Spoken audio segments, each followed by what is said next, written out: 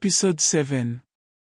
Though I walk through the valley of the kings, once called Thebes. It is now Luxor, Egypt. We left off last episode leaving Kom Ombo, which loosely translates to Hill of the Gold. And then we all boarded the ship where we set sail again up the Nile, this time to Luxor. Very excited about that. And most of us got into our swimsuits or our loungewear, and we headed up to the sun deck where we just relaxed and had a really good time. We watched the banks of the Nile just roll on by as we bathed in the sun, and the breeze came in through the canopies. It was such a relaxing evening. There were some kids playing on the Nile, and I remember I was sitting there waving at them, and they excitedly waved back at me. I was really thrilled. They were super cute. And there were some fishermen as well. They didn't wave. They were really serious, which I'm a serious fisherwoman too, so I get it. I totally get it. They were really seriously trying to catch some fish. And, well, you know, win on the Nile. Anyway, we all waited for dinner, and I was really ravenous by this time. Finally, dinner arrived, and I was starving at this point, so I hurried down to the mess hall. I beat all of my group, and I grabbed my plate and I ran to the buffet line. And this is where I found that they had a couple of dishes that I wasn't sure about, but they had a beef dish that I was kind of curious about. So I had some beef with some of the sauce that was with it. Not sure exactly what it was. And then they also had some chicken, which we all know it's not chicken. And they had fish with this creamy, buttery sauce. And it was okay. It wasn't the best, but it was okay. And so I ate my fill of all of that. And what I was really excited about was there was no lamb logs because I'm done with lamb logs. No lamb logs for me. Anyway, during dinner, I decided to buy two large bottles of water. And it wasn't for then right there, it was then for later. What I ended up doing was I ended up ordering two large bottles of water because, believe it or not, it's commodity to have water in the desert. Who knew?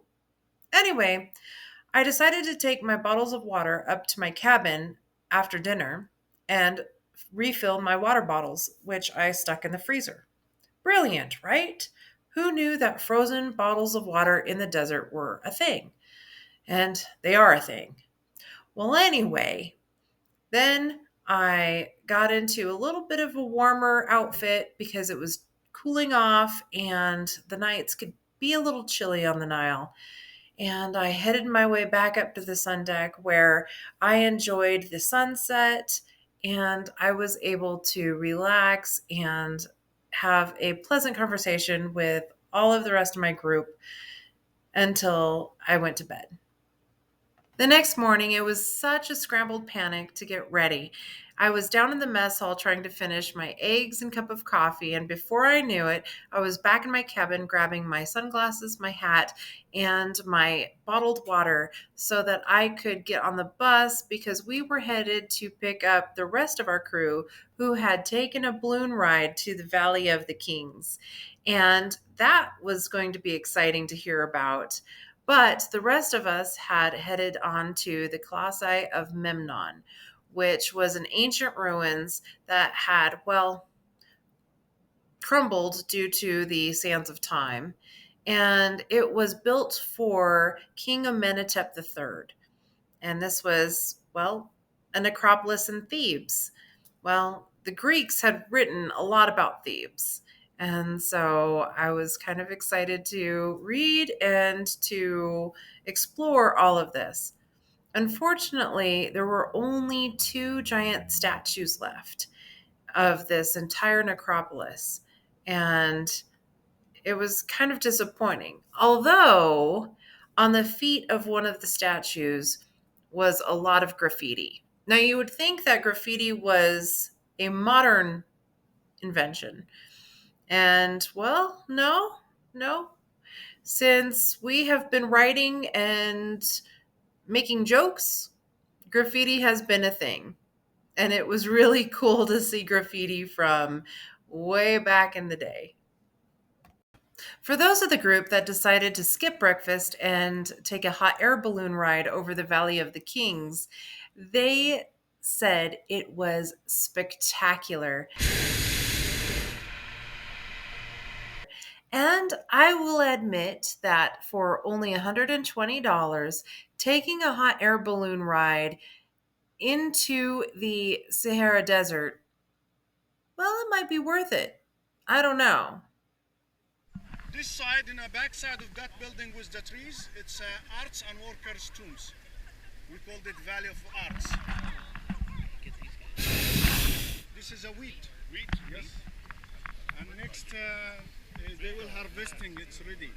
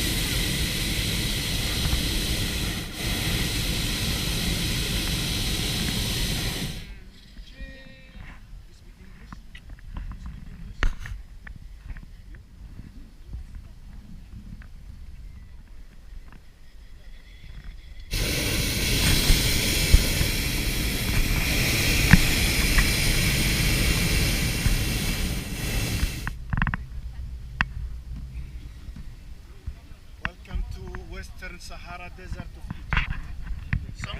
Sometimes we land far away and there is no road for the buses. We put the basket over that track and back all together.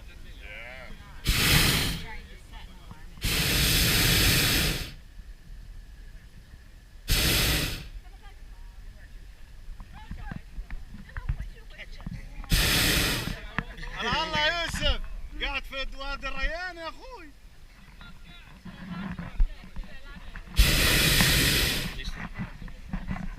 ايه رايك؟ ننفع يعني ولا ايه؟ لاندنج بوزيشن كاتبين بايظه ده رزقك يا عمي. محمد خدها سنه مبحر عشان ترمي في الوسع. ثبت خدها مبحر. وانا مبحر. يلا خليها بصريح. تعال تعال.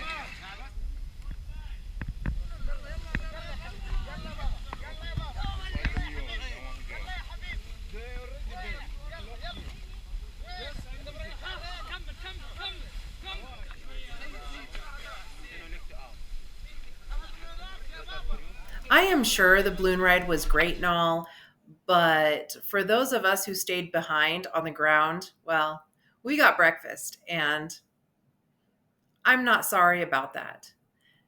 Anyway, when we picked him up, we all got into the bus and we headed toward the Valley of the Kings, where we could see the Valley of the Kings firsthand and go in the tombs. And I am going to tell you that was astonishing. It took about 30 minutes of driving through the desert on a bus with no name to get to the parking lot of the Valley of the Kings. Then we had to make our way through the gauntlet of merchants, trying everything they could to get us into their shops. We passed by merchants who were selling clothes, jewelry, statues, and all sorts of different souvenirs. Some of them were really cheap. And the merchants would then try to hand us their stuff as we passed on by. And others were more direct and put hats on our heads or scarves around our necks to try to get us to come into their shop to haggle. Some merchants would even hand us their items and say it was a gift, or anything that they could to get us to come into their shop, of course, and wanted us to haggle with them. One guy from our group actually went into his shop and he got 2 Egyptian cotton shirts for the price of $20. Well, I tried to haggle. Well, I ended up paying 400 Egyptian pounds for a chintzy magnet, which I didn't even like anyway. But after I did the conversion, I found out that it was $10. I can't apparently haggle to save my life. We then finally got into the entrance of the building, and we had to go through security like always. And most of us headed right to the bathrooms, which was 50 Egyptian pounds. But when you gotta go, you gotta go. Then we hopped onto the little trams that took us up the mountain to the tombs. It was pushing about 100 degrees Fahrenheit. Oh gosh, it was so hot. And the sun was just beating down on us, and there was very, very little shade. Some of the group bought tickets to go see King Tut's tomb, and his mummy is actually inside. The rest of the tickets were for the other tombs, and there were 60 tombs in all, but one ticket got 3 entries of your choice. It was genius, really. The Valley of the Kings was constructed for the pharaohs and nobles during the 18th, 19th, and 20th dynasties. A tomb would be constructed as the pharaoh was alive, and as soon as the pharaoh passed away, construction on the tomb would stop and the pharaoh would be buried in his tomb. The first tomb I decided to go into was KV-15, which was Pharaoh Seti II's tomb. He reigned from 1203 BC to 1197 BC, but he wasn't really a popular pharaoh, so during his reign there were a lot of people who were contesting his powers, and King Amenmesi of Upper Egypt decided to challenge him. And in the process, his tomb was purposely vandalized, and all of the fighting for power led for naught. The pharaoh's reign was very short, and his tomb was never finished. I made my way down the stairs, which were carved into the side of the rock face, and I made my way around the corner to the next tomb, KV-14, Tausert and Setnach's tomb.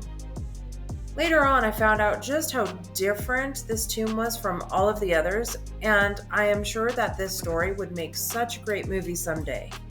And this is because Queen Tausert was originally married to Pharaoh Seti II, but she came into royal power just a couple years after his death. In 1190 BC, she decided her tomb needed to be bigger, grander, and better as her power grew. And she soon then used Egypt's civil unrest to ascend to Pharaoh. Unfortunately, she died and was interred in her tomb in 1189 BC.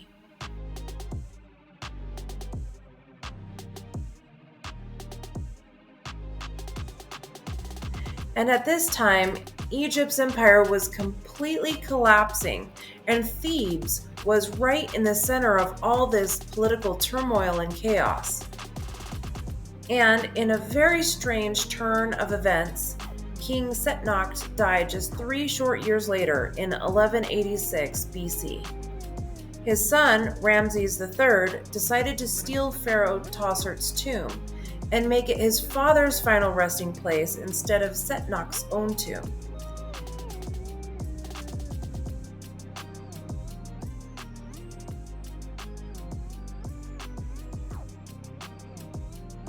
Very little was modified in Pharaoh Tausert's tomb to honor King Setnach. In other words, let me just say, be nice to your kids because they choose your final resting place. The third tomb I entered was KV-47, King Siptah. When Pharaoh Seti II died, he left his chancellor, Bey, in charge of everything. Well, an unoccupied throne makes for a power stab and grab. The real story behind the Game of Thrones. Siptah was just a young boy when Seti II died. Queen Tausert, knowing how the game worked, climbed her way up to become regent in 1191 BC. Although his true origins remain a mystery, Siptah was most likely born with Canaanite blood. Therefore, he was not a true heir to the throne. There are two theories to this. One was that he was closely related to King Amenmesse, which would then make Siptah an illegitimate ruler of Egypt and not a true pharaoh. The second theory is that he was Seti II's illegitimate son. Either way, Siptah was a young boy at the time and was never a true king, so his reign was very manipulated. Bey, the chancellor in charge, was actually running the show.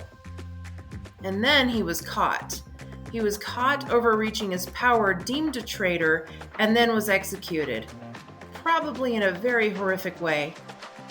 Siptah died shortly after, not suspicious or anything. This made Regent Tausert the Pharaoh of Egypt. Although he was never a true king, Siptah still was buried in his tomb just like a king. For me, it was a really hot day. Apparently, it gets hotter in the desert, but I don't do well in heat. So I was hot, sweaty, kind of grumpy, thirsty, and hungry. And I was ready to go back to the ship. But alas, our adventure wasn't over yet. We had more to come. And, well, it was just as exciting.